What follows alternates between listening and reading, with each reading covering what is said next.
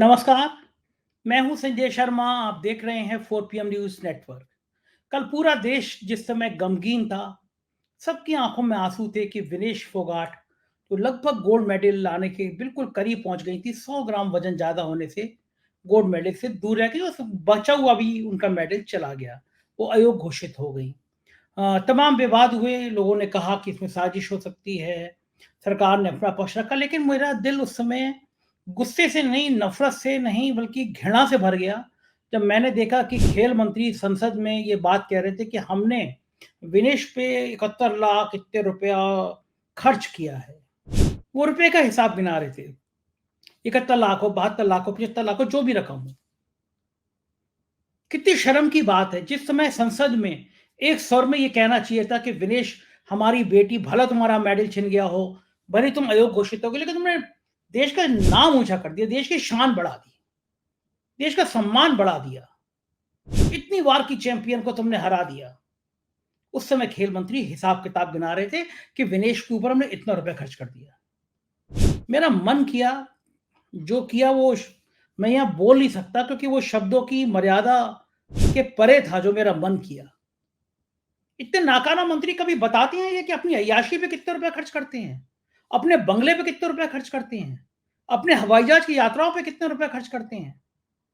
कहां से आते हैं रुपए? घर की खेती से आते हैं, हमारे और आपके टैक्स के पैसे से आते हैं। कभी पूछा है कि प्रधानमंत्री ने जो हजारों करोड़ का जहाज खरीदा वो कहां से आया? हमारे आपके टैक्स के पैसे से आया। कभी बयान देते हैं कि किस मंत्री ने नाश्ते पे कितने हजारों करोड़ रुपए खर्च कर दिए? पूरे सारे मंत्रियों ने मिला के करोड़ों रुपए नाश्ते पे उड़ा दिए। कभी हिसाब देते हैं कि मंत्री के बंगले का कितने कितने रुपया किराया है? कि भी हिसाब देते हैं? लेकिन हिसाब दिया कि साहब एक खिलाड़ी पे हमने इतने रुपए खर्च कर दिए। डूब मरिए जाके कहीं, चुल्लू भर पानी में डूब मरिए। और आप तो सही कर रहे हैं, आप तो सही कर रहे हैं, क्योंकि आपकी पार्टी कर ही रही है। जिस समय देश की नई संसद का उद्घाटन हुआ, उसी समय विनेश को बाल पकड़ के पुलिस से घसीटवाया जा रहा था। हिंदू धर्म में कहा गया है, जहां नारी का सम्मान होता है वहां देवता बसते हैं। तो जिस दिन नई संसद का उद्घाटन हुआ, उस समय विनेश और उनके साथियों को घसीटा गया, नारी का अपमान किया गया। शायद वही श्राप लगा होगा कि इस संसद के उद्घाटन के दिन तुम इन खिलाड़ियों को घसीटवा रहे हो, तो इसी संसद में तुम्हारा अपमान होगा। इसी संसद में जो तुम 400 पार का नारा पार कर दावा कर रहे हो, तुम पूरे बहुमत से नहीं लौटोगे। संसद सत्र चलेगा, बेइज्जत होगे, और हो रहा है, वो लगातार हो रहा है और आगे भी होगा। बहुत खराब लगा। मैं रोज शो करता हूं अभय दुबे जी के साथ, मैंने तमाम सवाल किए, पूछा उनसे, और यह भी पूछा कि शेख हसीना क्या मोदी जी के गले में अटक गई। और मुझे लगा है कि एक कहावत है, जब बुरे दिन होते हैं तो ऊंट पर बैठे आदमी को भी कुत्ता काट लेता है। मोदी जी के वास्तव में बुरे दिन चल रहे हैं। हर दिन, हर हफ्ते कोई ना कोई बुरी घटना हो रही है। ये तारे सारे सवाल मैंने पूछे हैं अभय दुबे जी से। मैं अभी ले चलूंगा आपको अभय दुबे जी के पास। उससे पहले एक छोटी सी सूचना आपको दे दूं कि हमारा पहला गाना 4 पीएम म्यूजिक जो हमने लॉन्च किया, उसका गाना बहुत जल्दी, कुछ ही दिनों में आपके सामने पहला गाना पेश होगा। ये जो आप लोगो देख रहे हैं 4 पीएम म्यूजिक, अगर आपने अभी तक इसको सब्सक्राइब नहीं किया है तो पहला गाना आने से पहले प्लीज सब्सक्राइब करिए, जिससे मेरी भी हिम्मत बढ़े। पूरे देश भर से प्यार भरे संदेश आ रहे हैं। जाने माने एक्टर हैं राकेश बेदी जी, उन्होंने भी मेरे लिए प्यार भेजा है, बहुत प्यार से प्यार भेजा है। सुनिए आपने उन्होंने क्या कहा है। नमस्कार संजय शर्मा जी, मैं हूं राकेश बेदी।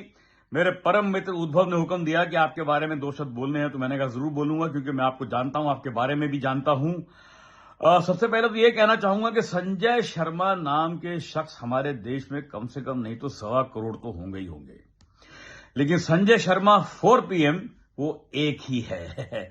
लेकिन कभी कभी मैं कंफ्यूज होता हूं कि आप संजय शर्मा जो है, आप मेल हैं या आप फीमेल हैं। जहां तक मेरा ख्याल है आप फीमेल हैं। वो इसलिए क्योंकि आपने 4 पीएम को जन्म दिया और अभी आप 4 पीएम की बहन यानी कि 4 पीएम म्यूजिक को भी जन्म देने वाले हैं। तो मेरी शुभकामनाएं आपके साथ हैं। आप आगे बढ़ते रहिए, खुश रहिए, मस्त रहिए, और अपना झंडा जो है वो 4 पीएम क्या 5 पीएम 6 पीएम समय के हर परचम पे फहराते रहिए। Wish you good luck. तो राकेश बेदी को सुन लिया, तो अब वक्त है, चलते हैं अभय दुबे जी के पास और उनसे पूछते हैं इन सारे सवालों के बारे में। 4 पीएम न्यूज नेटवर्क में स्वागत है अभय दुबे जी आपका। कैसा देश है और कैसे कैसे मंत्री हैं हमारे देश के, जिस समय पूरा देश दुखी था विनेश फोगाट के 100 ग्राम वजन को लेकर कि उसका पिछला मेडल भी चला गया उसके हाथ से, अयोग्य घोषित हो गई। उस समय देश के खेल मंत्री सांत्वना देने की जगह पार्लियामेंट में गिना रहे थे कि हमने 71 लाख या जो भी रकम थी, 745 रुपए उसके आखिर में थे कि हमने इतने रुपए खर्च किए उसके ऊपर। गिना रहे थे हमने ट्रेनिंग में इतना खर्च किया, वहां जाने में इतना खर्च किया। इससे शर्मनाक बात क्या हो सकती है? मंत्री महोदय जिन हवाई जहाज में चलते हैं, जिन सुविधाओं का उपभोग करते हैं, या उन्होंने विदेश को जो पैसे दिए वो अपने घर से लेकर आए थे क्या? देश का टैक्स का पैसा था वो। लेकिन आज के दिन जब विनेश के संग खड़ा होना चाहिए, हौसला दिखाना चाहिए, विनेश को इस तरह ये दिखाना कि हमने इतना रुपए खर्च कर दिया इस लड़की के ऊपर, क्या बहुत लज्जाजनक बात नहीं थी? और हमारी टीम, विनेश के संग गए हुए लोग इतना भी कैलकुलेशन नहीं कर पाए कि लड़की का वजन कम किया जाए, या कुछ जैसे कुछ विपक्ष के दल लोग कह रहे हैं इसमें साजिश है। क्या आपको क्या लगता है इस पूरे घटनाक्रम पे आपकी क्या टिप्पणी है? देखिए, पहली बात तो मुझे ये जानकर आश्चर्य हो रहा है कि मंत्री महोदय ने इस प्रकार का वक्तव्य दिया। क्या उनसे ये पूछा गया था कि भारत सरकार ने या खेल मंत्रालय ने विनेश फोगट की तैयारियों के ऊपर कितना पैसा खर्च किया गया है, इसके आंकड़े दें? मेरे ख्याल से तो किसी ने उनसे ये सवाल नहीं पूछा था। ये सवाल भी पूछा जा सकता है कि कुल ओलंपिक में जितने लोग गए हैं उनके ऊपर सरकार ने क्या बजट खर्च किया, कितने दिन लगाए, कितने लोग, कितने पैसे खिलाड़ियों पे खर्च हुए, कितने पैसे कोचों पे खर्च हुए, कितने पैसे मालिश करने वाले पे खर्च हुए, कितने पैसे मेडिकल टीम जो गई है उसके ऊपर खर्च हुए, कितने पैसे जो लोगों खिलाड़ियों क्या भोजन करें इसका प्रबंध करने वाले न्यूट्रिशनिस्ट हैं, पौष्टिक आहार उनको मिलता रहे, उस पर कितने पैसे खर्च हुए। ये सब सवाल पूछे जा सकते हैं, लेकिन क्या ये सवाल आज पूछा गया था? मेरे ख्याल से ये सवाल नहीं पूछा गया था। इसका मतलब है कि कहीं ना कहीं मंत्री महोदय के मन में कोई ना कोई एक ऐसा अपराध बोध रहा होगा कि हम कहीं ऐसा ना हो कि हमारे ऊपर आरोप लग जाए कि हमने पूरा काम नहीं किया, पूरा खर्चा नहीं किया। मतलब कुछ ना कुछ क्या बात रही होगी। मैं इसी बात को लेकर सोच रहा हूं कि विनेश फोगट के ऊपर सरकार ने कितना पैसा खर्च किया, ये बताने की आवश्यकता क्या थी? उन्हें बताना तो ये चाहिए था कि विनेश फोगट जो कल 3 लगातार कुश्तियां जीती और उसका वजन 50 किलो था उस वक्त, क्योंकि अगर वो उस वक्त वजन उसका बढ़ गया होता तो उन कुश्तियों में ही उनको अयोग्य घोषित कर दिया जाता। ओलंपिक के नियम इस मामले में बहुत ही कड़े। फिर उनका वजन कैसे बढ़ा, इसका एक सिक्काबंद और विश्वसनीय लगने वाला कारण उन्हें संसद में बताना चाहिए था। अगर वो आधिकारिक रूप से इस कारण को बताते तो फिर टीवी चैनलों को बहुत ज्यादा कयासबाजी करने की जरूरत नहीं पड़ती कि इसमें भाई ये क्यों हुआ होगा। बाद में पूजा ढांडा जो कि पूर्व पहलवान रह चुकी हैं, उन्होंने जब बात बताई तब कम से कम मेरे ऐसे व्यक्ति की समझ में आया कि ये दुर्घटना हुई कैसे होगी। पूजा ढांडा ने बताया कि 3 दिन लगातार उन्होंने कुश्ती लड़ी, एक दिन में लगातार 3 कुश्तियां लड़ी, जिसकी वजह से उनको थकान हुई और शरीर ने खाद्य की जरूरत, आहार की जरूरत महसूस की। उसके बाद उन्होंने खाना खाया और कुछ जाहिर है द्रव पदार्थ भी लिए होंगे, लिक्विड भी लिया होगा। उस पूरी प्रक्रिया में उनका वजन 2 किलो 700 ग्राम बढ़ गया। जब उनका वजन 2 किलो 700 ग्राम बढ़ा, जो उनका मानना था कि ये एक सामान्य बात है। खिलाड़ी जब पूरे दिन खेलते हैं, एक नियंत्रित वजन के तहत खेलते हैं, उसके बाद में जब वो खाना वाना खाते हैं तो उनका कुछ वजन बढ़ जाता है, सभी का बढ़ जाता है, हम सबका भी वजन बढ़ जाता है खाना खाने के बाद में। लेकिन खिलाड़ियों के पास ऐसी बहुत सी विधियां होती हैं, बहुत सी युक्तियां होती हैं जिनके जरिए वो दूसरे दिन अपना वजन किए जाते समय तक अपने वजन को फिर कम भी कर लेते हैं। और ये कोशिश विनेश फोगट की टीम द्वारा की भी गई। सुना गया है कि पूरी रात ये कोशिश की जाती रही कि किसी तरीके से उनका वजन कम हो जाए, लेकिन फिर भी जब वहां पर अंतिम रूप से जब उनको तौला गया तो 100 ग्राम वजन ज्यादा निकला और उसके बाद उन्हें अयोग्य घोषित कर दिया गया, डिस्क्वालीफाई कर दिया गया। ये कहानी बिल्कुल सीधी और सरल थी। इस कहानी को अगर संसद में ईमानदारी के साथ में और निष्ठा के साथ में खिलाड़ी का पक्ष लेते हुए, खिलाड़ी के साथ जो पूरी टीम गई थी उस टीम का पक्ष लेते हुए रखा जाता तो बहुत सारे अंदेशे जो इस पूरी घटना के इर्द गिर्द पैदा हुए हैं वो अंदेशे छट जाते। लेकिन चूंकि इधर उधर की बातें की गई, ये बताया गया कि हमने क्या खर्चा किया।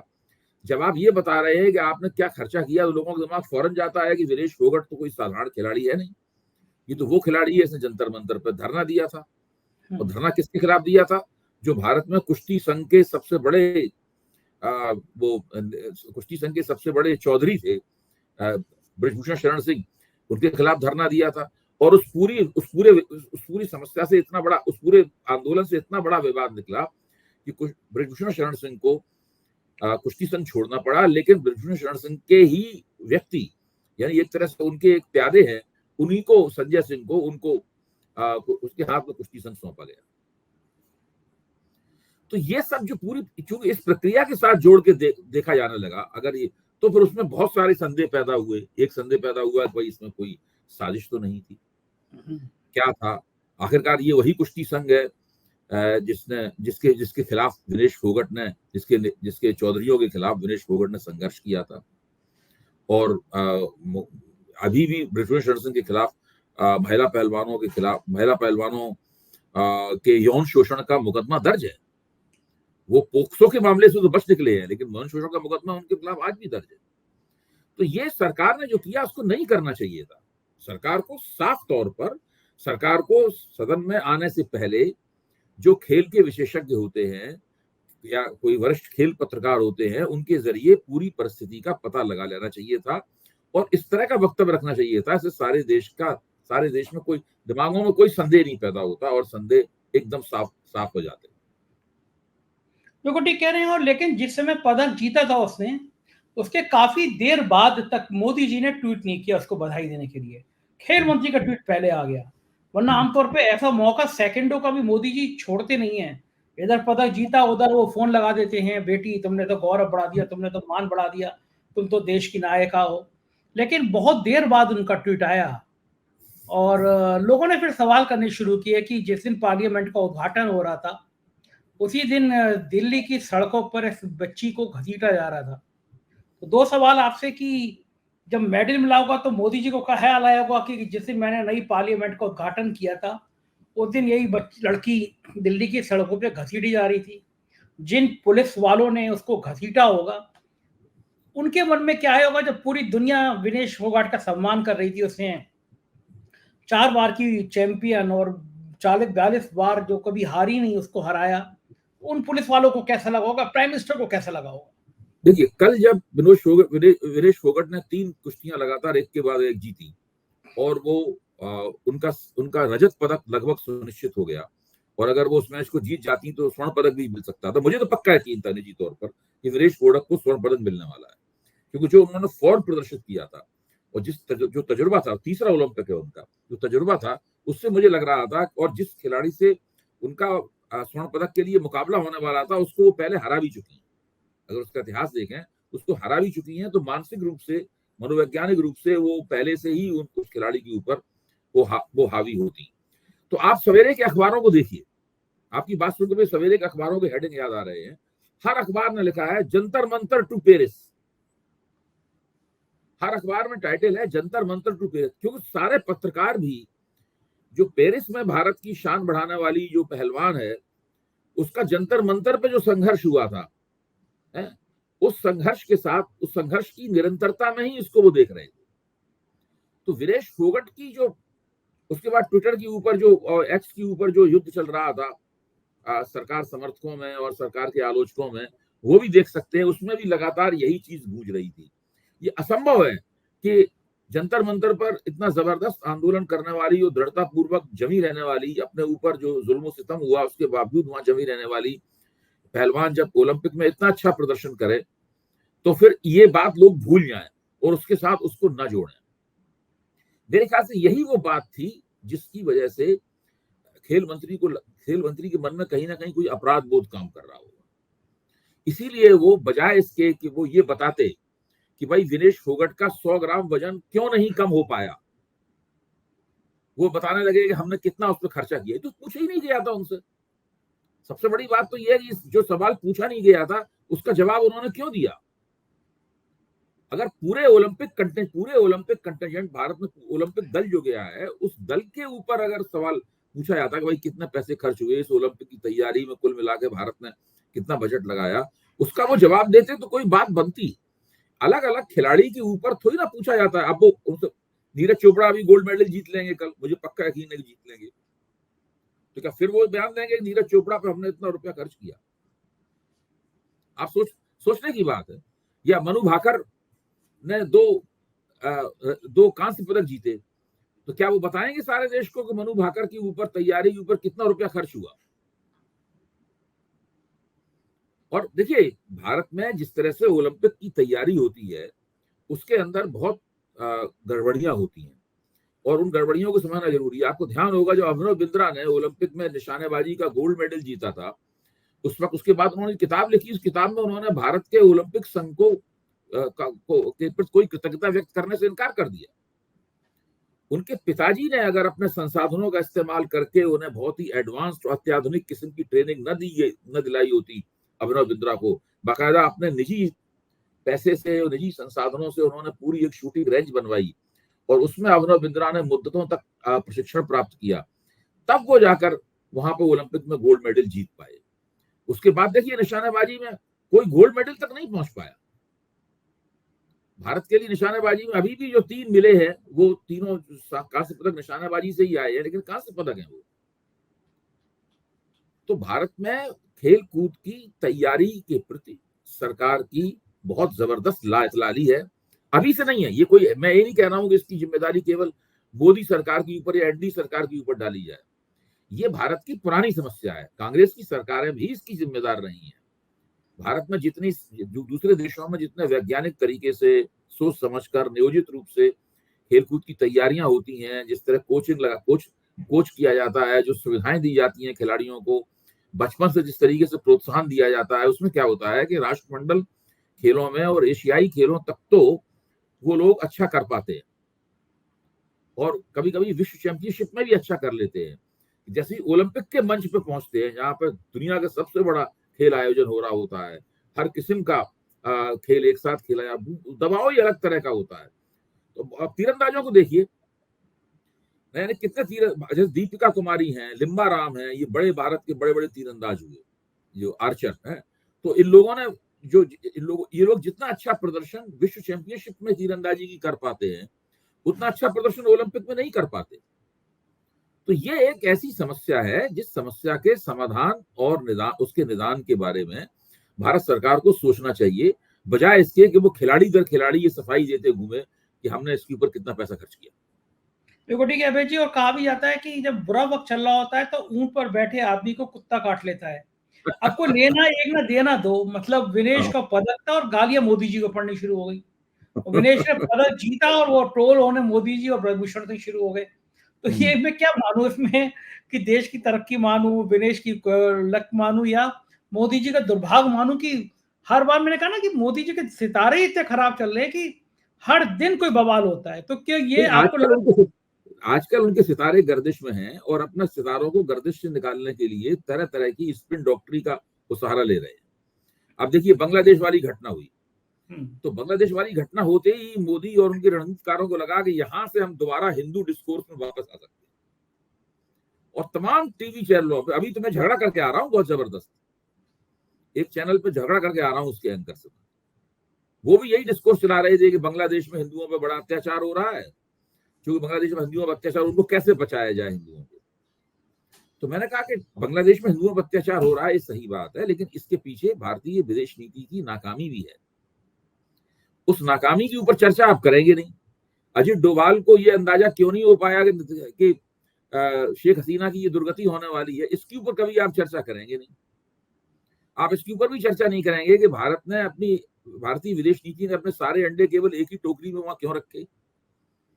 बांग्लादेश की दूसरी राजनीतिक शक्तियों के साथ में इन लोगों ने अपने संबंध क्यों नहीं ठीक किए, या कोई अपने सूत्र उनके साथ क्यों नहीं किए।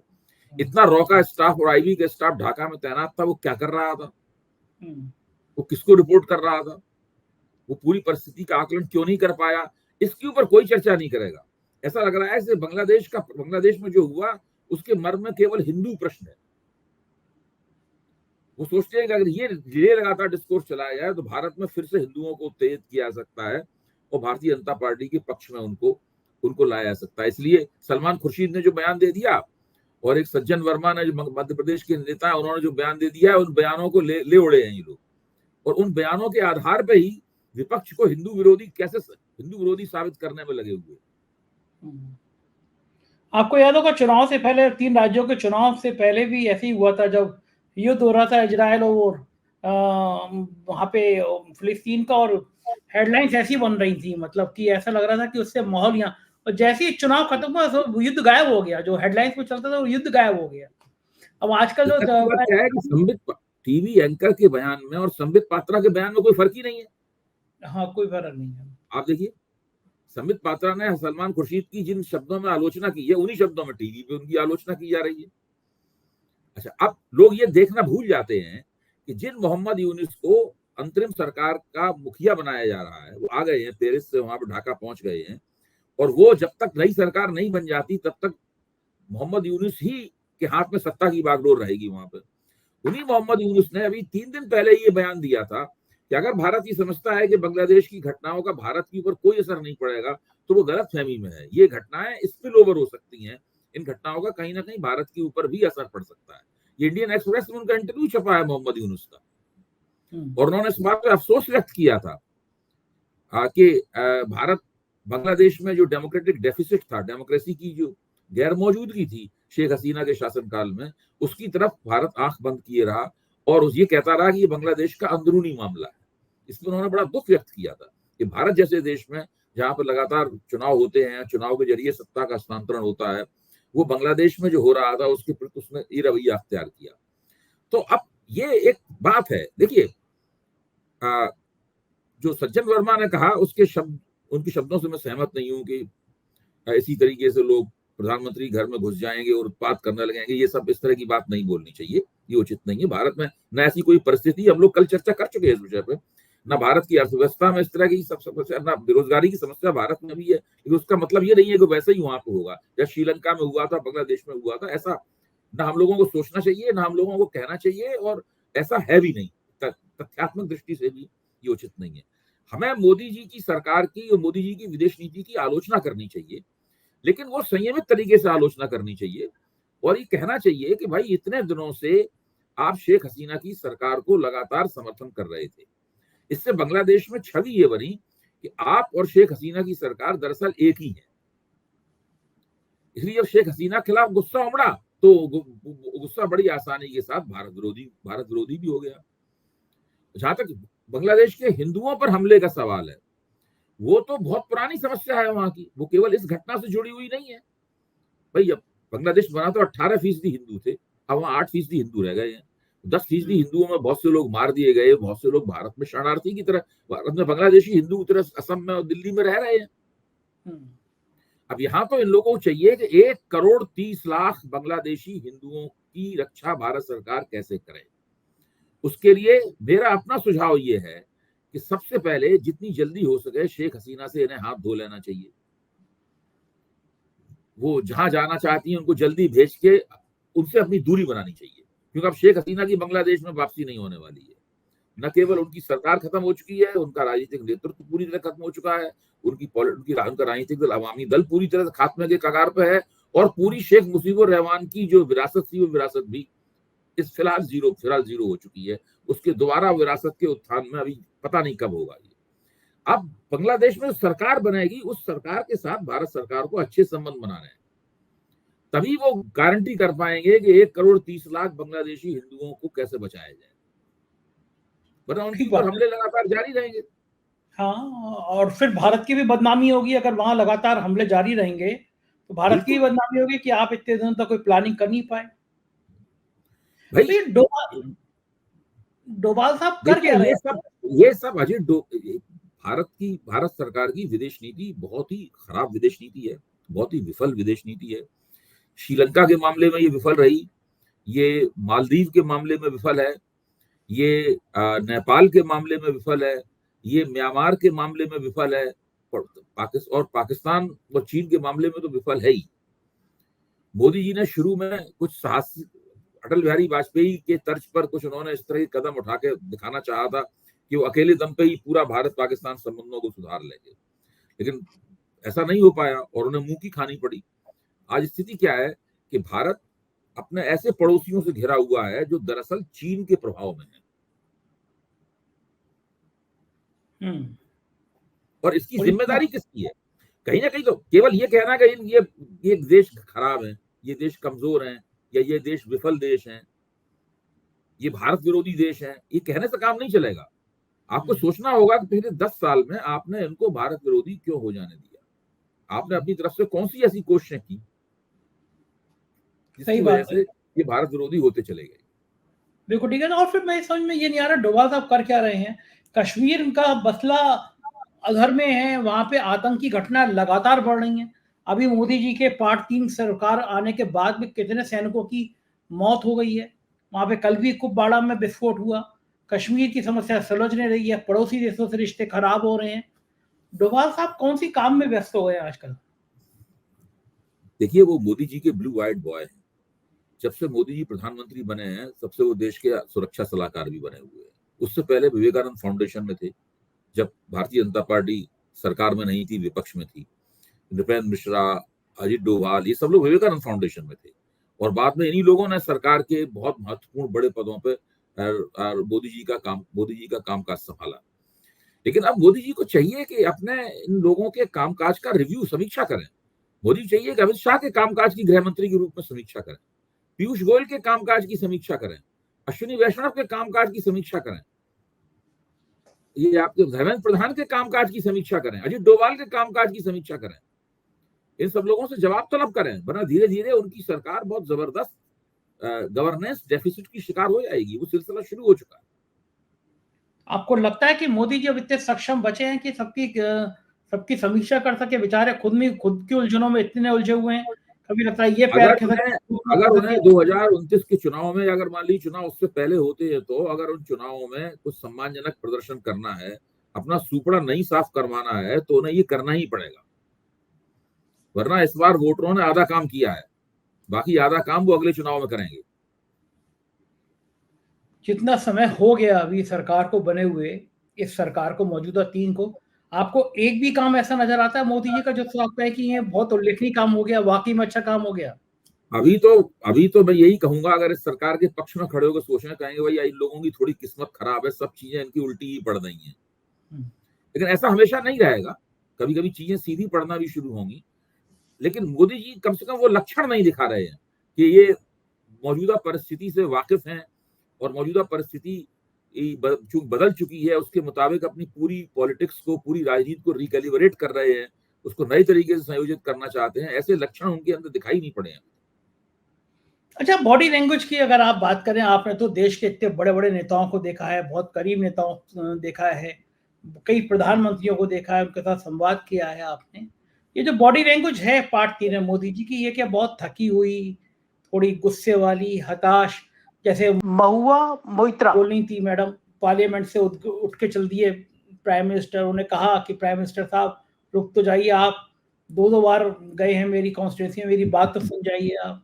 तो अब वो प्राइम मिनिस्टर जो पार्लियामेंट के अंदर जो सीन हो रहा है, वो सीन भी तो बहुत अच्छा नहीं है ना। मतलब बार बार बीजेपी पहले सत्र लोकसभा के पहले अधिवेशन में जितना मोदी जी का मखौल उड़ाया विपक्ष ने, जितना इनका उपहास किया, जितनी इनकी खिल्ली उड़ाई गई, उतना मोदी जी के पूरे इतिहास में नहीं उड़ाई गई होगी आज तक। मोदी सत्ता में बहुत दिनों से हैं भाई, 22 साल हो गए उनको सत्ता में। 12 साल गुजरात में सत्ता में रहे, तो 10 साल से केंद्र में सत्ता में है।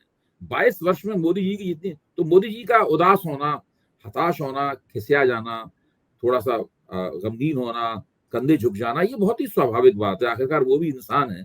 वो भले ही अपने आप को नॉन बायोलॉजिकल कहें, लेकिन मैं तो उन्हें बायोलॉजिकली मानूंगा। तो वो तो समस्या है उनके साथ में, लेकिन इसमें ज्यादा उदास नहीं होना चाहिए। देखिए, जीत हार चुनाव में बड़ी रहती है। आपकी 63 सीटें कम हो गई, आपको बहुमत नहीं मिल पाया, और आपको गठजोड़ सरकार बनानी पड़ी, और नीतीश कुमार और चंद्रबाबू नायडू भी इनकी बाह मरोड़ रहे हैं, जो मन में आ रहा है इनसे करवा रहे हैं। तो वो सारी बातें हैं। इसी में तरीका ये होता है कि बहुत ही कुशलता पूर्वक जो परिस्थिति है उसके मुताबिक अपनी राजनीति को पुनर्संयोजित किया जाता है। कि इनका फंडा ये है कि कुछ नहीं बदला है, सब पहले ही ऐसा चल रहा है। ये फंडा है, इसलिए भी ज्यादा दिक्कतें इसलिए भी आ रही। बिल्कुल ठीक बात है, हम लोगों की निगाह रहेगी। बहुत बहुत शुक्रिया अभय जी, आपने इतना समय दिया, थैंक यू। तो सुना आपने अभय दुबे की बातचीत और आपको यकीन होगा कि ये सारी बातचीत बहुत तार्किक थी, बहुत सही थी। आप क्या सोचते हैं इस बारे में अपनी राय से जरूर अवगत कराइएगा। चैनल को ज्वाइन और सब्सक्राइब करिएगा। शुक्रिया, थैंक यू।